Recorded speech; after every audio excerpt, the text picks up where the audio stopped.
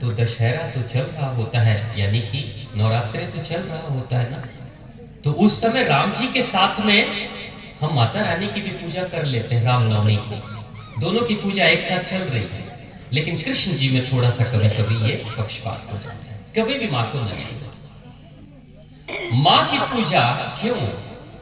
क्योंकि तीनों लोगों को देख लीजिए आप, तीनों लोग सतयुग द्वापर त्रेता तीनों में मां का ही स्थान है।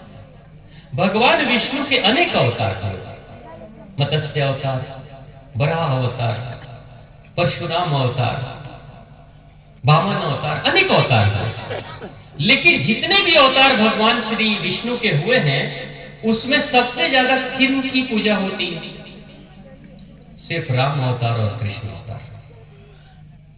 सिर्फ राम अवतार और कृष्ण अवतार की पूजा होती है पूरी दुनिया में सबसे ज्यादा। नहीं तो मत्स्य अवतार को देख लीजिए कितनी पूजा होती है, वराह अवतार की कितनी पूजा होती है, वामन अवतार की कितनी पूजा होती है, कितने मंदिर बने हैं आपको दिख जाएगा। लेकिन दो की ही सबसे ज्यादा पूजा होती है। पता है क्यों? क्योंकि इन दोनों के साथ, इन दोनों से पहले जितने अवतार हैं उसमें माओ का कहीं नामो निशान नहीं है।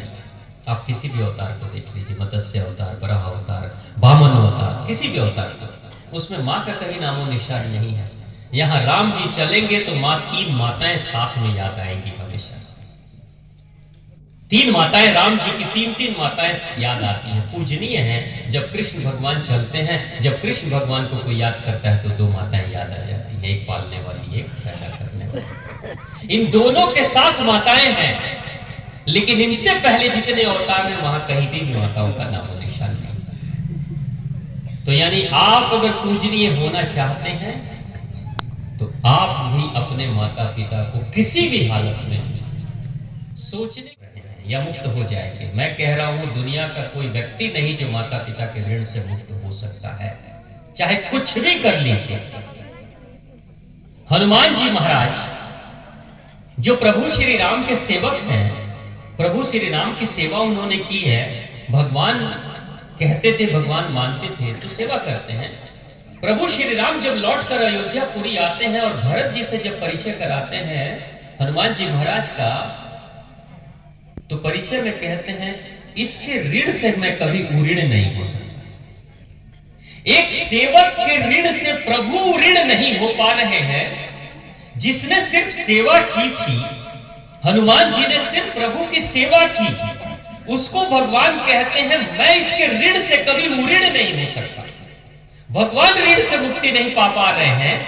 और हमारे माता पिता जिसने हमें पैदा किया, पाला, पोसा, उंगली पकड़ के चलाया, खुद गीले में सोए लेकिन खुद मुझे सूखे में सुलाया, अच्छे वस्त्र खुद नहीं पहने, बच्चों को हर पर्व में नए वस्त्र खरीद कर दिए, उस माता पिता के ऋण से हम मुक्त हो जाएंगे?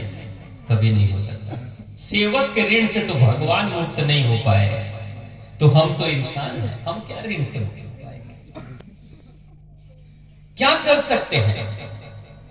दिमाग से निकाल दीजिएगा कभी माता पिता के ऋण से मुक्त होंगे। बस जितना जो कर सकते हैं, कुछ नहीं। वो प्यासे हैं, वो भूखे हैं आपके सम्मान का, आपके प्रेम का, कुछ नहीं होगा। आपके पास पैसे नहीं है, कोई बात नहीं। आपके पास बेहतर कार्य करने के लिए, बेहतर सेवा करने की क्षमता नहीं है, कोई बात नहीं। हाथ जोड़कर भी कहेंगे बाबूजी, माताजी, इतना ही क्षमता है जो कर पा रहा है, वो भी स्वीकार कर लेंगे। बहुत बड़ा दिल होता है माता पिता का। और भगवान को पाने का जो प्रथम मार्ग है, प्रथम मार्ग है परमेश्वर श्री कृष्ण और भगवान श्री राम। भगवान बाद में बने हैं, लेकिन मैया का प्रताप और आशीर्वाद तो पहले मिला है। अगर मैया का यानी माता पिता का आशीर्वाद और माता पिता का सानिध्य, संरक्षण या जन्म नहीं मिलता तो परमेश्वर कौन बनता और भगवान कौन बनता? पूजा किसकी होती? शुरुआत वहीं से होती है। इसलिए माओ की जो शक्ति है, आज आप देखिए, सतयुग माता, रामयुग माता, कृष्ण युग माता और कलयुग में देखिए तादाद माताओं की संख्या देख लीजिए। 3 दिन की कथा में तीनों दिन इनकी संख्या हमेशा से ज्यादा रही है।